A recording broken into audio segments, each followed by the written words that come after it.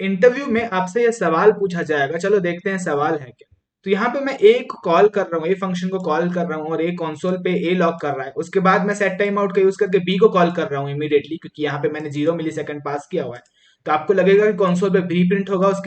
उसके बाद मैं प्रॉमिस को इमीडिएटली रिजॉल्व कर रहा हूँ और प्रॉमिस हम लोग को सी रिटर्न कर रहा है एंड वो हम लोग लॉक कर रहे हैं। तो आपको लगेगा कंसोल पे सी प्रिंट होगा क्योंकि प्रॉमिस भी इमीडिएटली रिजॉल्व हो रहा है। एंड देन फिर डी को कॉल कर रहा हूँ, कंसोल पे डी प्रिंट होगा। ऑलराइट, ऐसा आपको लग रहा है। But let's uncomment this code and let's save this. तो आप लोग देखो ये कंसोल पे ए प्रिंट हुआ है, फिर बी नहीं प्रिंट हुआ है, फिर डी प्रिंट हुआ है, फिर सी, फिर बी।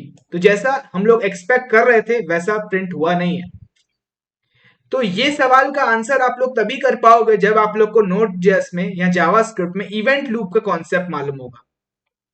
यस, तो इस वीडियो में मैं आप लोग को इवेंट लूप क्या होता है जावास्क्रिप्ट में वो एक्सप्लेन करूंगा। तो मेरा नाम है मुकेश, चलो शुरू करते हैं कोडिंग। अच्छा, तो चलो समझते हैं थोड़ा ये इवेंट लूप है क्या चीज। तो जो जावास्क्रिप्ट जो लैंग्वेज है वो सिंक्रोनस सिंगल थ्रेडेड लैंग्वेज है। Again I will repeat, JavaScript synchronous single threaded language है। आप लोग बोलोगे ये क्या बात कर रहे हो मुकेश, इसके पहले वीडियोस में हम लोगों ने call back, promises, Axios, fetch के बारे में पढ़ा हुआ है, वो सब एसिंक्रोनस कोड था, राइट। तो जावास्क्रिप्ट कैसे उन एसिंक्रोनस कोड को प्रोसेस कर सकता है? तो जावास्क्रिप्ट एसिंक्रोनस कोड को हैंडल कर सकता है क्योंकि ये इवेंट लूप का कॉन्सेप्ट एग्जिस्ट करता है। तो जावास्क्रिप्ट है तो synchronous single threaded language, but वो एसिंक्रोनस कोड को प्रोसेस कर सकता है because of this event loop concept. Yes, तो जो इवेंट लूप है वो एक इन्फानाइट लूप है जो हर एक क्लाइंट को एग्जीक्यूट करता है लाइन बाय लाइन। ओके, सो हर एक क्लाइंट को एग्जीक्यूट करेगा लाइन बाय लाइन। अच्छा, तो इसको मैं आपको विजुअलाइज करवाता हूँ एंड आपको बताऊंगा ये कोड एग्जैक्टली कैसे काम कर रहा है।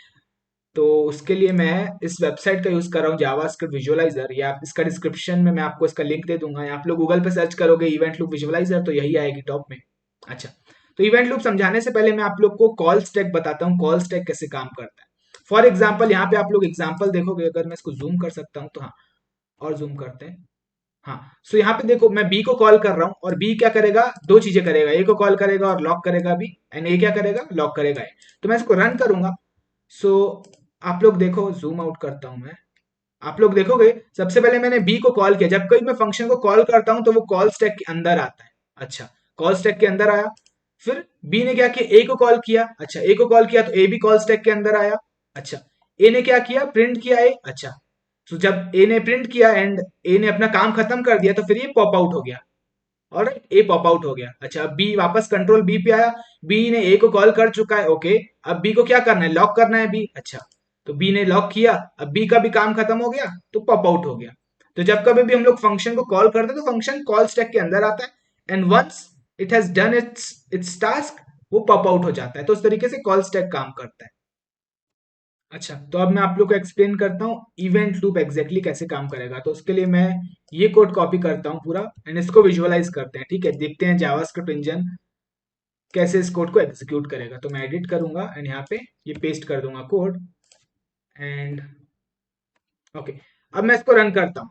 ठीक है, अब पहला क्या है, मैं ए को कॉल कर रहा हूँ तो ए आएगा कॉल स्टैक के अंदर और ए प्रिंट करेगा ए, और जैसे ही ए प्रिंट करेगा उसका काम खत्म हो गया, कॉल स्टैक हो गया एम्प्टी। अब जाएगा इवेंट लूप नेक्स्ट लाइन पे। ओके, देखिएगा सेट टाइम आउट। तो जैसे ही सेट टाइम आउट को देखेगा तो सेट टाइम आउट जो है ये एक मैक्रो टास्क है, MACRO, मैक्रो टास्क है। ओके, एंड प्रॉमिस जो होता है वो होता है एक micro task, MICRO, micro task.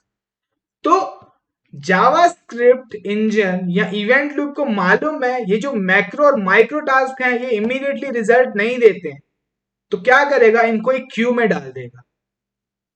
तो देखते हैं, इसको विजुअलाइज करते हैं।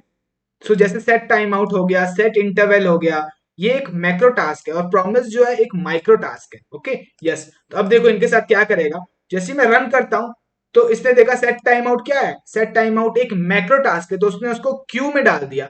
तो ये बी फंक्शन एग्जीक्यूट नहीं हुआ, वो क्यू में आ गया है। अच्छा, अब इस टास्क क्यू को आप लोग मैक्रो टास्क क्यू भी बोल सकते हो या कॉल बैक क्यू भी बोल सकते हो या टास्क क्यू भी बोल सकते हो, राइट। तो ये बी फंक्शन एग्जीक्यूट नहीं हुआ है, अभी क्यू में आ गया। अच्छा, फिर जावास्क्रिप्ट नेक्स्ट लाइन पे जाएगा, देखेगा ओके ये एक प्रॉमिस है, मतलब ये भी इमीडिएटली रिजल्ट नहीं देगा, तो मैं इसको क्यू में डाल देता हूँ। तो जैसे ही हम रन करूंगा तो ये सी फंक्शन को इसने एग्जीक्यूट नहीं किया, इसने इसको एक क्यू में डाल दिया। अब इस क्यू को बोलते हैं हम लोग माइक्रो टास्क क्यू। ओके अच्छा, फिर अगेन इसका रिजल्ट का वेट नहीं करेगा, जावास्क्रिप्ट नेक्स्ट लाइन पे जाएगा, event loop again next line पे गया, उसने देखा ओके डी है, तो इसने डी को कॉल किया फंक्शन को। अब डी आया कॉल स्टैक के अंदर, डी ने इस डी को प्रिंट करेगा, डी प्रिंट हुआ, डी कंसोल पे लॉग हुआ, एंड वंस डी का काम खत्म हो गया, कॉल स्टैक हो गया एम्प्टी। तो जब कभी भी कॉल स्टैक एम्प्टी होगा, अब जो इवेंट लूप है देखेगा क्यू में मेरे क्या है। ओके देखेगा क्यू में okay set set time out resolve हो चुका है, एंड मेरे को बी को एग्जीक्यूट करना है। At the same time promise भी रिजॉल्व हो चुका है, एंड इवेंट लूप देखेगा अच्छा मेरे को सी को भी एग्जीक्यूट करना है। अच्छा, तो ऐसे केस में जो माइक्रो टास्क है दोनों सेम टाइम पे रिजॉल्व हुए हैं, तो जो माइक्रो टास्क है उसको प्रायोरिटी मिलेगी। तो माइक्रो टास्क को प्रायोरिटी मिलती है, तो जावास्क्रिप्ट इंजन इवेंट लूप सी को आएगा, लेगा कॉल स्टैक के अंदर, एग्जीक्यूट करेगा, पॉप आउट करेगा, फिर बी को लेगा कॉल स्टैक के अंदर, एग्जीक्यूट करेगा, पॉप आउट करेगा। ठीक है, तो यहां पे मैं रन करता हूं, देखो सी को इसने लिया कॉल स्टैक के अंदर, एग्जीक्यूट किया, सी लॉग हुआ हम लोग को, पॉप आउट हो गया। अब लेगा ये मैक्रो टास्क को, सो यहाँ पे बी आया कॉल स्टैक के अंदर, बी लॉग हुआ, एंड देन खत्म हो गया बी का काम, पॉप आउट हो गया। तो इस तरीके से इवेंट लूप काम करता है। तो इंटरव्यू में आप लोग को एक्सप्लेन करना है कि मैक्रो टास्क और माइक्रो टास्क क्या होते हैं। माइक्रो टास्क को प्रायोरिटी मिलती है, इसीलिए ये पहले प्रिंट होगा एंड देन बी प्रिंट होगा।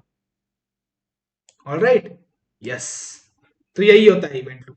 तो आप इस वेबसाइट पे जाके एक्सपेरिमेंट कर सकते हो, एंड यहाँ पे अलग अलग एग्जांपल दिए हुए हैं कॉल स्टैक को समझने के लिए। ऑलराइट, कॉल स्टैक को समझने के लिए, एंड मैक्रो क्यू और माइक्रो क्यू को समझने के लिए, दोनों में से कौन सा पहले चलेगा। यहाँ पे आप लोग देखो सेट टाइम आउट इसमें आया और प्रॉमिस इसमें आया, अब दोनों सेम टाइम पे रिजॉल्व हुए, तो ये माइक्रो टास्क जो है पहले चलेगा। ऑलराइट, एंड देन फिर ये मैक्रो टास्क क्यू या टास्क क्यू बाद में चलेगा। ऑलराइट, तो वेबसाइट पे जाके आप लोग अलग अलग एग्जांपल देख सकते हो अगर आपको और समझना है तो। ओके, सो इस वीडियो के लिए इतना ही था, मिलता हूं आप लोगों से फिर मैं नेक्स्ट वीडियो में।